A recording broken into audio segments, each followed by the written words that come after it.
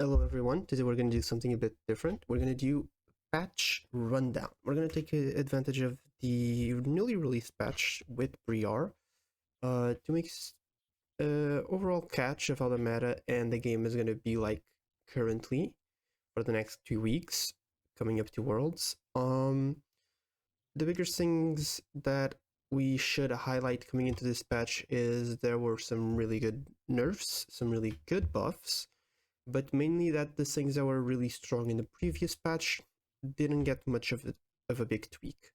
Things like Trinity Force Sterak's, Trinity Force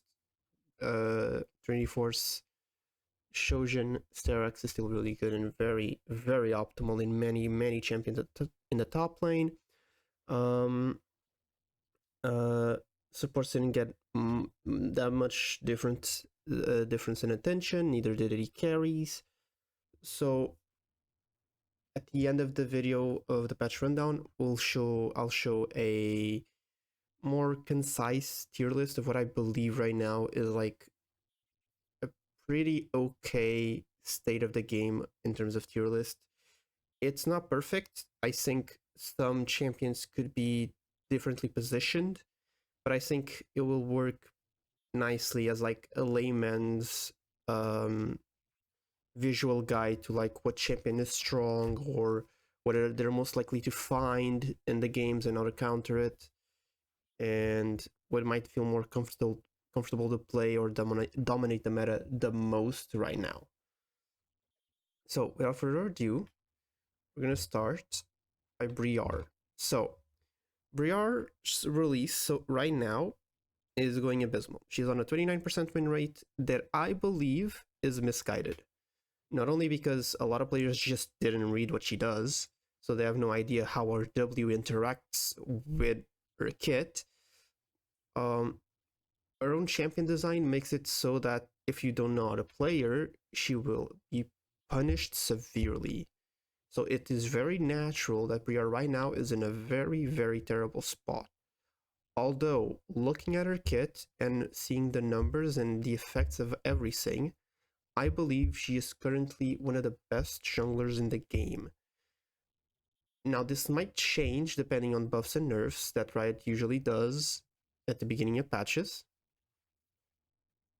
but I do believe that a bruiser tank build on Briar, something like Stridebreaker or Eternity Force or even Divine Sunderer because of her W, uh, with very tanky items like for her, Black Cleaver would be best. Bork, Sterax. Sterax not so much because she doesn't have that much base AD, but she plays like a really strong bruiser and she doesn't feel like it visually, but she is tremendously strong. The issue is you need to really understand how she functions. You have to remember when you W, your control over the champion becomes only in relation to your abilities and items. Nothing else. You can click away from things, you can dodge abilities, she'll run forward. She doesn't matter. She doesn't care about anything. She will just run. She will get CC'd. It's a huge problem. The way you want to play her is as a flanker and a skirmisher. You don't want to go into big team fights without ulting into the proper target, which most of the times you need to do it from the jungle. Sort of like how you do with Fiddlesticks. You want to catch in the back line, fear everyone else so they either run into your team or away enough so you can kill the target quickly enough to then keep going. Always make sure your E is used either to end your blood rush, your W, so you don't, run into ridiculous situations, or you use it mostly as a knockback and heal sustain, mostly like a Master EW.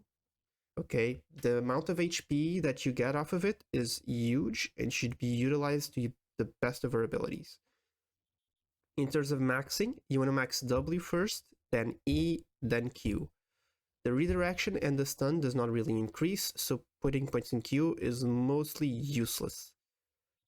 It's really nice to make her choose which target you want to go for if you don't have your ultimate on, but other than that, it's just a glorified stun and hopping over the wall that won't really get much better with the CDR that it provides. And since you're already going to build like a bruiser, you're going to have a lot of CDR. So you want to basically maximize the W damage and AD boost that it gives you when you're in Blood Rush, and the E healing and knockback damage. Because those are the two primary ways that Priyar will be able to fight. So with that information, I really believe that she is one of the best champions right now for the jungle, but you need to really understand how she plays, because if you don't, you're gonna end. You're gonna click W. You're gonna go follow the enemy champion. You're gonna run into the tower, and you have no control over stopping it. So be very aware of that. Alright, bar changes. Maximum chimes increased. Maximum chime duration stack increased. That's really nice. So you can keep the movement speed for longer. That's really good for roaming. And the W now charges up to a maximum of 2 charges. Really good. It's always really upsetting that you kind of sit with you put one charge down and you kind of have to wait for your own cooldown to then have one for emergency situations. So this is going to be really nice for him. The full time for it to heal has also been severely decreased, which is really nice. And the movement speed is also getting technically a buff, because it does kill a bit off of AP, and this is the usually second thing you max, maybe first depending on the circumstance. So yeah, overall this is a really good buff for Bard. I don't think he'll be new meta defining, but we'll see him quite more often, especially on people that already main Bard. They're gonna utilize these buffs quite effectively. Okay, Gwen. Health growth has been increased. That's good. This is the health you gain per level. And magic to monsters has been increased. The increase is substantial, but not meta defining. I think she will be a presence again in the jungle. I think a lot of people will try her, but I don't think she will feel much different than what she was before these buffs. I don't think we'll see Gwen in the state that she was back when she last went into the jungle. That being said, still a very good buff. I think it provides a AP fighter into the jungle, which it's kind of lacking, and we don't really have any AP good fighters for the jungle. We have Lilia, but she feels a bit awkward as an AP fighter in terms of style dynamic. So this could be a really good this is a really good buff, so we have more options in the jungle. Aurelia got a buff as well. Vanguard's Edge, the cooldown got lowered 15 seconds overall. I mean, I think it's a shame that Aurelia is not getting played as much as she should be. She's one of the champions that utilizes the Trinity Sterak's combo the best, especially with the new Spirit Sojourn buffs. So she is effectively one of the best champions in the game, in my opinion currently, but she is one of the less played champions right now. And when people do play her, they usually not only do not build Trinity, they also don't build Sterak's. And I think that's a very big misutilization of Aurelia and how the champion is currently in the game, especially with the items. If you know how to play Aurelia and you see these buffs and you're thinking of playing her again, don't do Jack Show, don't do what's the other one called? Iceborne Gauntlet. Do Orc, Trinity Force, Sterak's, Shojin. If you're ahead enough in the game that you don't feel like you need Sterak's, go Shojin first and then Sterak's. You're gonna have a lot of success, you're gonna do a lot of damage, you're gonna be much stronger in the side lanes, and if you then feel like you need some level of survivability after Sterak's, you can try and do the appropriate MR or armor item that you feel more suited for the role. But I feel like that build will most likely 1v1 everything, except maybe at the worst of situations, the Jax. But Jax kind of beats Aurelia to a pulp naturally, so it wouldn't change much if you did the other build. Okay, Jarvan nerfs. Jarvan has been terrorizing a solo queue for quite some time. mostly because of the now Spirit Shojin buffs. He was already strong with it. The buffs kind of just made him a bit too much, but I don't think the nerf will be that impactful. Going from 8% current health to 6% of current health won't really change why Jarvan is really good right now. The thing that is really good for him is not so much the passive that he applies, is how much he can use his abilities both to go in and go out of fights.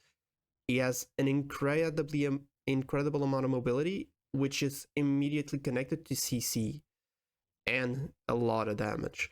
So his main ability to just completely control fights as he pleases is the main thing that really is like controlling the game right now if you play Jarvan. So this passive will be felt a bit in the jungle. You'll do a bit less damage to camps, but it's not going to be what makes Jarvan like not be top pick everywhere. Okay, oh, Kassadin buff. Okay, so they gave an extra 20% AP scaling on his ultimate, which honestly is really nice. This actually does more than you'd think, because usually when you give boosts to ultimates, you have to realize that you don't use an ultimate that much. You'll use it like once a fight. But as a Kassadin, this increase makes his level 11 and 16 incredibly oppressive. I think we'll most likely, depending on how the meta shapes, we'll most likely see a lot more Kassadins in play. And they'll be a lot more threatening, because it was something that we started seeing, that Kassadin wasn't performing as well, even though he was pretty strong with the new Rod of Ages and Seraphs.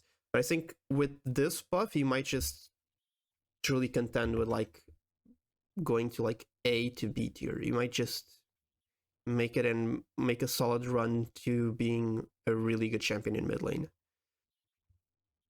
Okay, Kayn is being adjusted. His passive is getting... It's not a nerf, it's an adjustment. He'll be stronger early, but he will be weaker late if he goes Rost. And his ultimate is just getting a flat nerf, which I think is valid. It's understandable. It's becoming... Kayn is always in a weird state of being a problem or non-existent.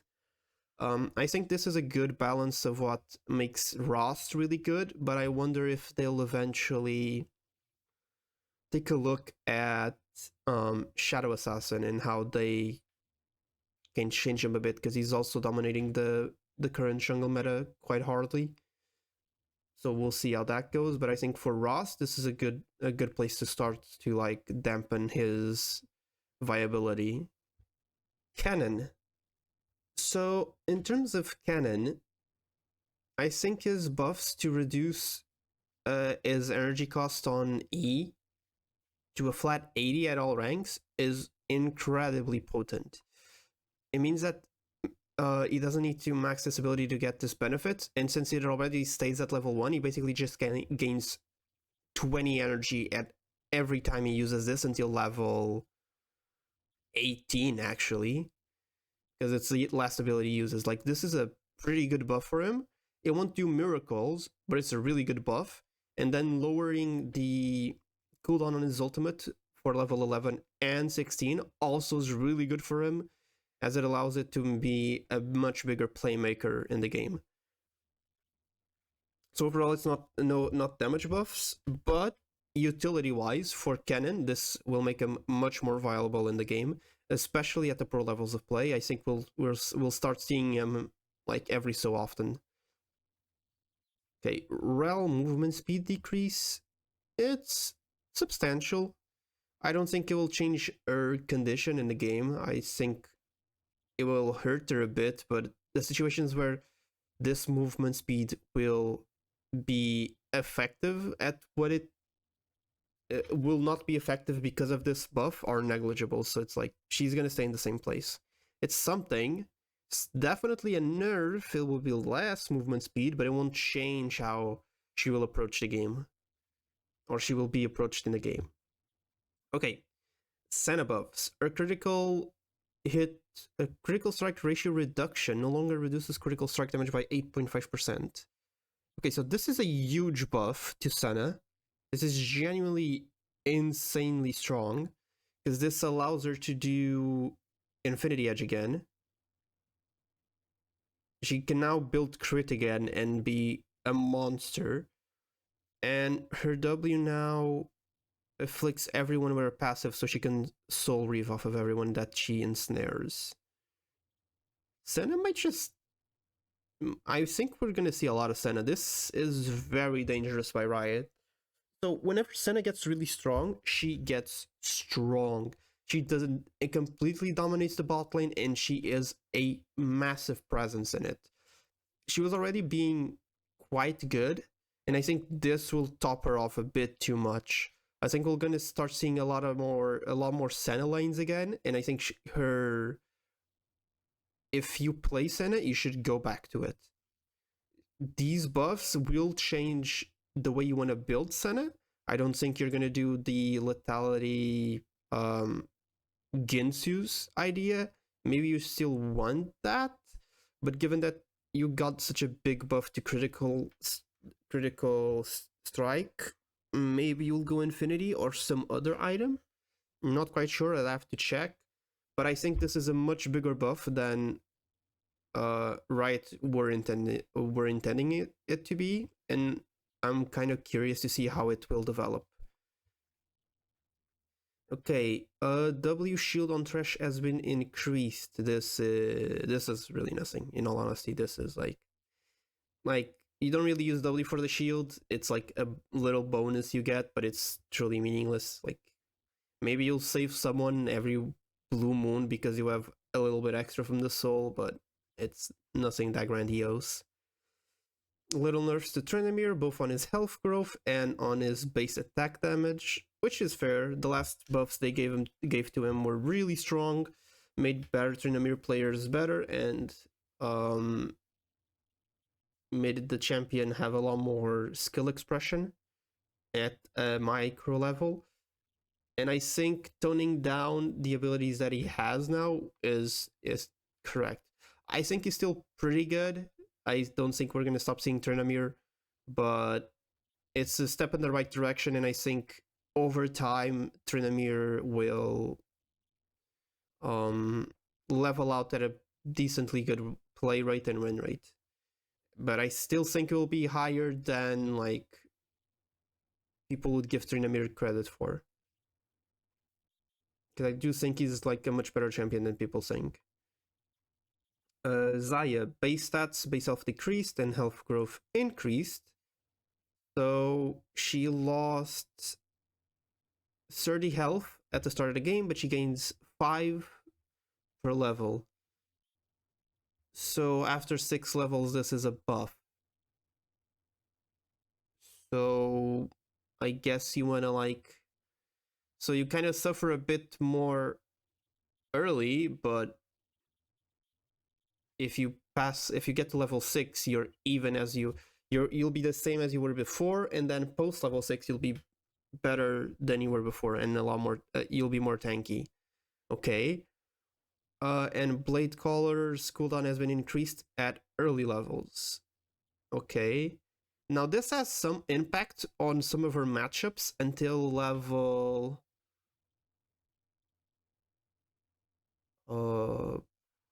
8 or 9. This does have quite a bit of an impact on how Xayah wants to play, but like once she maxes this out, she won't feel the difference, and overall this is still a buff to her. Her early game is going to be much weaker. Fair. Much weaker is a overstatement. It will be weaker, true, but it won't be that weaker. Like I still think Xayah is like a really good champion, one of the best that you can take in the bot lane. Very safe, a very good response to the meta that is developing in the top lane, since it's mostly bruisers and people that run into you. I think Xayah is really good as like an answer to them. Okay, Crown of the Shattered Queen. Ability power was increased. Okay. The safeguard has less damage reduction, but it lasts a bit longer. And it no longer provides AP while the shield is standing. this is a nerf in every sense of the word. So if you get Dove, you'll take more damage. If you don't have the shield, you don't get the bonus AP. And the ability power you get for this is negligible by every metric of other mythic items. I mean, Crown of the Shattered Queen was already poorly built because a lot of champions just built it, didn't really think of the team comps. And a lot of times I saw even pro players buy Crown of the Shattered Queen into poke comps, which is like the most baffling thing. So if it was bad then and poorly purchased then, now it's just extra poorly purchased. Like, I don't think you'll ever want to choose Crown over any mythic, in all honesty. Like, if you want the protection from a spell, like, if you want salvation from an assassin, you go Zonius. And if you want salvation from a specific spell, you go Banshees. Like, this kind of doesn't give you anything in actuality. Like, it gives you poor AP, gives you poor damage reduction, and it's so, I don't know. It'd be better if this item was with these stats, but just a legendary item and not a mythic item. I think it would have been better if you want to do this change. Making it a mythic would have been, making it a legendary instead of a mythic would have been better. Because how it is now, you should never purchase this item. This item just kind of, this item genuinely sucks. Okay, Spirit Trojan nerf, expected. It outperformed way too hard when it dropped last patch. I still think it's really strong. I think people doing Gordrinker Shojin are doing well, but I think there's a stronger combo that I've talked about before of Trinity Force, Shojin, and Sterax. It also works with Black Cleaver, but Shojin gives more AD and more HP. But you know, it's preference. I think this will do a lot. The extra AD, the loss in extra AD will also affect the cooldown reduction it will give. So I think overall the item was going to be a little more mellowed. And now it'll be a true option of, do you want the extra CDR or do I want the armor penetration? It'll become a lot more of a thought process instead of just instantly buying Spirit Trojan. Static is getting a technically adjustment. So they're giving it 5 more attack damage, so it has more power in fights, but they are lowering its damage to minions, so you can't just clear a wave with an attack. It's kind of sad how they are like approaching Static Shiv, because it's a very odd item. The idea of bringing back Static Shiv was to manage and have a level of wave control into your kit. Because a lot of champions, especially AD carries, sometimes lack that ability. And things like Caitlyn, for example. Caitlyn kind of pushes this decently well, but champions of that nature had a lot of trouble in some matchups and clearing the wave to stay safe. And I think the item sadly was released in a situation where it benefited the wrong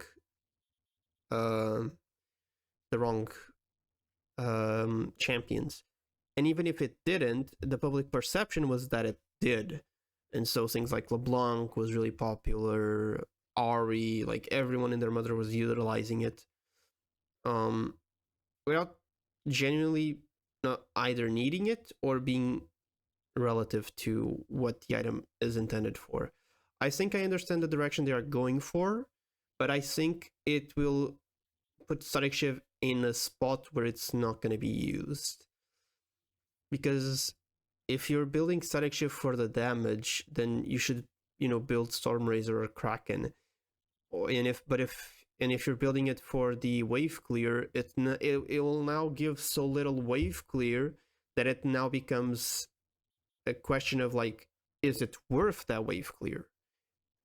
Like, should I not buy something different that will help me in other stages of the game, because clearly wave clear, this isn't helping me enough in the wave clear department. I do understand that it's still a problematic item, in theory, because a lot of people are using it, but I don't think this is a direction they should be going into it. But I do understand why their idea of doing it is this. I hope it works, but I don't know if it will, or if I'd like the state of the item if it does, if that makes sense. Okay. And finally, the last thing we're going to talk about is Stormrazor, which got a little AD buff. That's good. I think this buff was needed for quite some time. The craze for Stormrazor that the preseason gave us, or this item readjustment gave us, was very short-lived.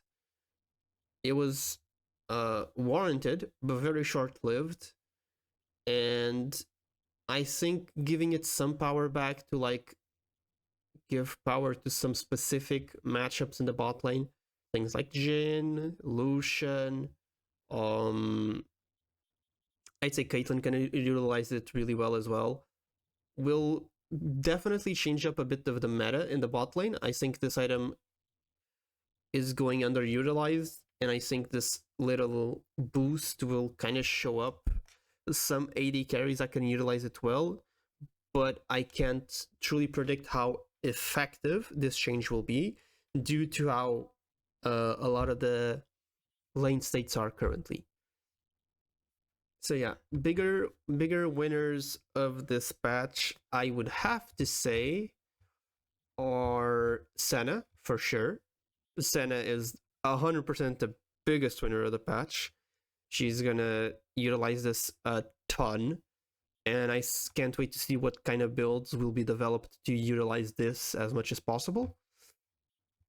Kennen got a good change to him. It won't make history breaking tier lists, but it is a very good start for what Kennen was needing.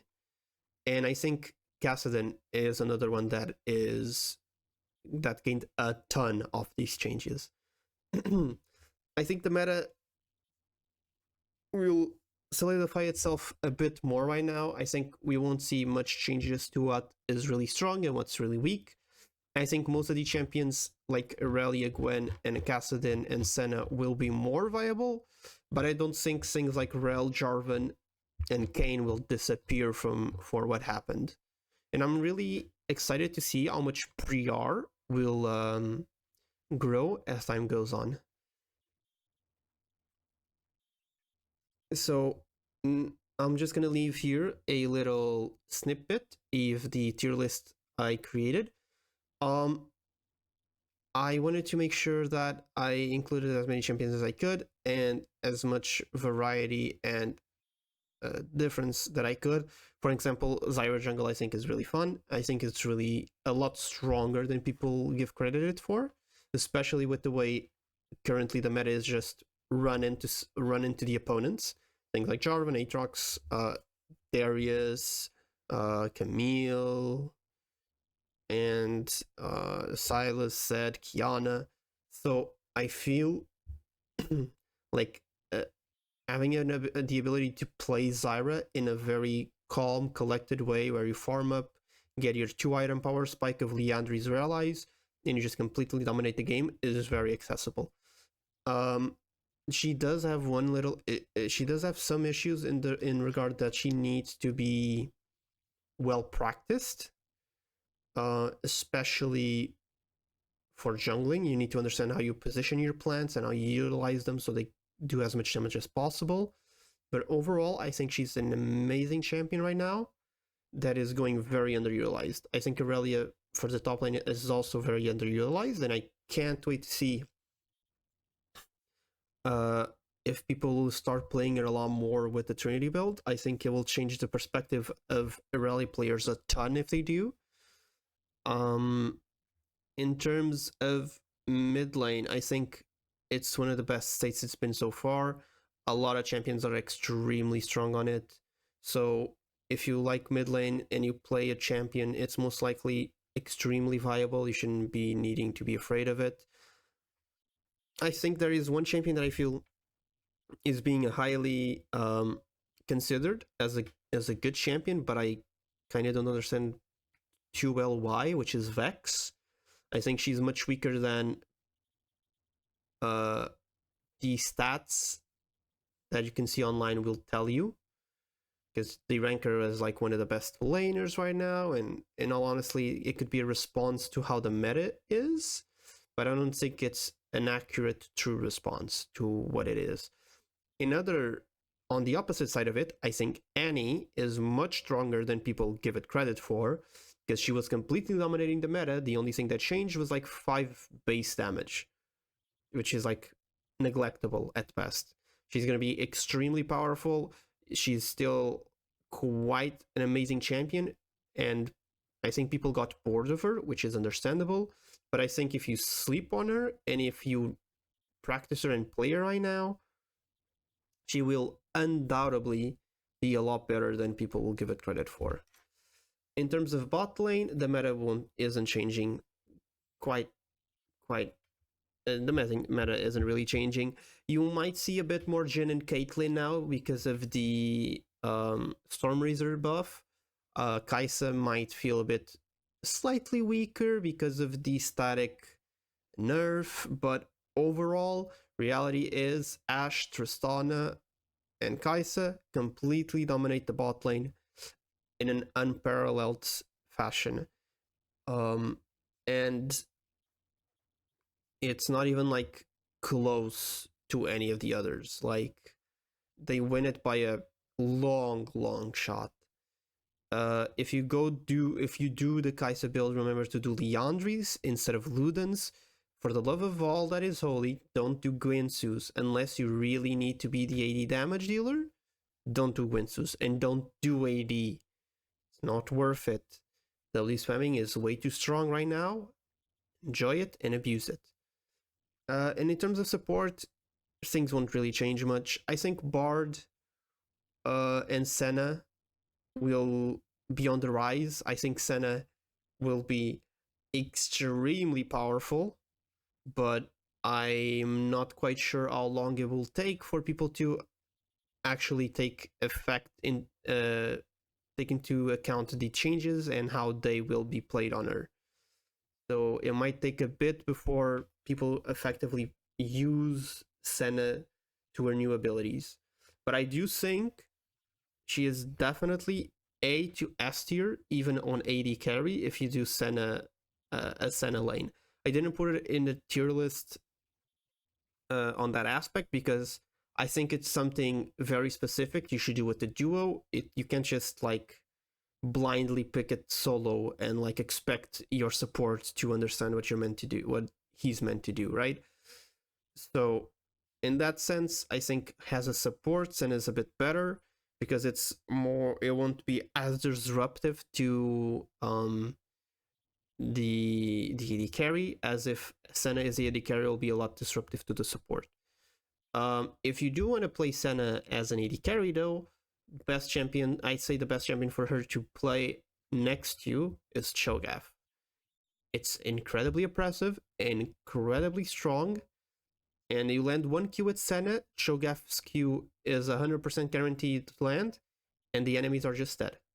Especially once you get level 6, they're always dead. There's nothing they can do. So yeah, that was it for today. Hope you enjoyed. Hope you win a lot of games with the knowledge you gained from this video. And I hope to see you soon as well for the next one. Bye bye.